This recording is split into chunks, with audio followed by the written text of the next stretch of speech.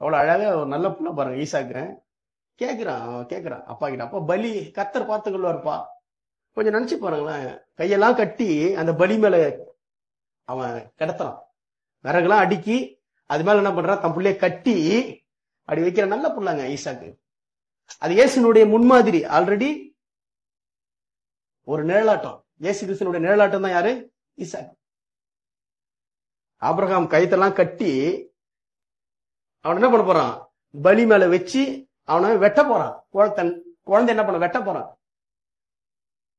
அப்படியே சரண்டர் பண்ணி அந்த புள்ள இருந்திருக்கு பாருங்க. எப்படி இல்ல, வெட்ட கத்தி அப்படி எடுத்து வெட்ட போறான். ஆபிரகாமே நிறுத்துறா, டேய் என்னடா, எப்படிப்பட்ட ஒரு தகப்பன், எப்படிப்பட்ட ஒரு பிள்ளை பாஸ்.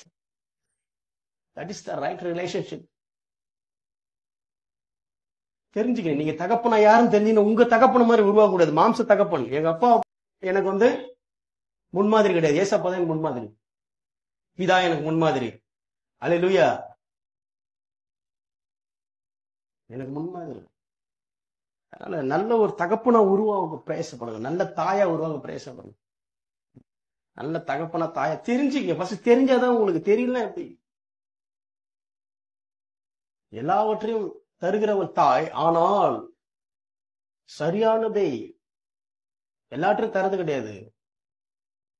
எவைகள்லாம் நீதி, எவைகள்லாம் என் பிள்ளைக்கு ஒரு மகிழ்ச்சியை கொடுக்கும், ரொம்ப முக்கியமானது. எவைகள்லாம் என் பிள்ளைக்கு ஒத்துக்கொள்ளும், என் சரீரத்துக்கு ஒத்துக்கொள்ளும், பார்த்து தரணும். சும்மா இல்ல. ஒரு தாயின் ஸ்தானம்ன்றது பெரிய ஸ்தானம், ஒரு தகப்பன் ஸ்தானம் பெரிய ஸ்தானம். அதனால்தான் ஆண்டவர் சபையை ஏற்படுத்தி வச்சிருக்கிறாரு. சபைக்குள்ளே என்ன வந்துடக்கூடாது, ஆதாமுடைய கலாச்சாரம் வரக்கூடாது. சபைன்றதுதான் ஒரு தாய் தகப்பன். அதுக்குள்ளே ஆதாம் கலாச்சாரம் வந்துருச்சுன்னா எதுவும் பண்ண முடியாது. அது சபை கிடையாது. அது என்னது, சுடுகாடு, கல்லர் குகை. அதாவது ஜெயிச்சிட்டேன்ற பேர்ல அப்படியே என்ன பண்றதுன்னா, ஒன் பை ஒன்னா அப்படி போயிட்டே இருக்கு, பார்த்துட்டே இருக்கிறேன். கல்யாணம் பண்ணிட்டேன் சொல்லி எல்லாத்தையும் பார்த்துட்டு இருக்கிறேன். ஆனா அவங்க முறையா ஜெயிக்கல. நான் தான் சொல்லுவேன், முறையா ஜெயிக்கல. ஜெயிச்சுட்டேன்னு நினைச்சு முறையா ஜெயிக்காதவன் என்ன பண்ணும்னா பின்னாடி போயிடும். சாப பாவம் என்ன பண்ணும், அப்படியே கூடயே வந்துட்டு என்ன பண்ணும், அது அரிச்சிடும். தேவனுடைய இருதயத்தின் நினைவின்படி எனக்கு ஒண்ணு கிடைக்கணும். அல்லேலூயா சொல்லுங்க. That is the Christian life, that is the right Christian life. அப்பாவுடைய பிள்ளை தான். என்ன தெரியல, நீ அப்பாவுடைய பிள்ளைய பத்தி பேசுற மாதிரி. அப்பாவுடைய பிள்ளைன்னு சொன்னா அவருடைய இருதயத்தின் நினைவு எப்படி இருக்கோ அதன் அடிப்படையிலே செயல்படுறதுதான். அப்பா என்ன நினைக்கிறாரோ அதன் அடிப்படையில் நான் ஒண்ணு வாங்கணும். ஈசாக்கு பாருங்க, மறுஜீவன் தானே ஈசாக்கு. போட்டு தள்ள பார்த்தாரு தகப்பன், கடவுள் சொன்னாருன்னு. அப்படியே உயிர், சும்மா காசு பணம் கிடையாது, காசு பணம் இல்ல தம்பி, உயிர். அப்படியே போயிட்டு நல்லா புரிஞ்சுங்க. ஒரு புள்ள பலி இல்லையாப்பான்னு கேக்குதுன்னா அது கவர்மான புள்ளைய இல்லையா?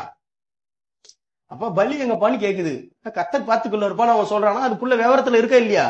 ஒண்ணுமே தெரியாத புள்ளலாம் கிடையாது. அப்ப நமக்கு எது செய்தாலும் நல்லதுதான் செய்வாரு சொல்லிட்டு அப்படி போகும். பலியிட போற கடவுளே தடுத்தாரு. அப்ப எவ்வளவு பெரிய பாருங்க, எவ்வளவு பெரிய விஷயம், எப்படிப்பட்ட விஷயம். அவன் ஒரு பக்தியின் சந்ததிக்கு காரணமா இருந்தான். அல்லேலூயா. ஈசாக்கு ஒரு பக்தியின் சந்ததி, ஒரு யாக்கோப் என்ற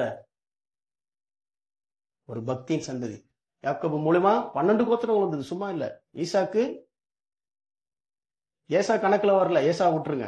2 புள்ளில ஒண்ணு கணக்குல வரல. ஆனா ஒரு புள்ள பக்தி, சும்மா இல்ல, பக்தியின் சந்ததி. அதுல இருந்து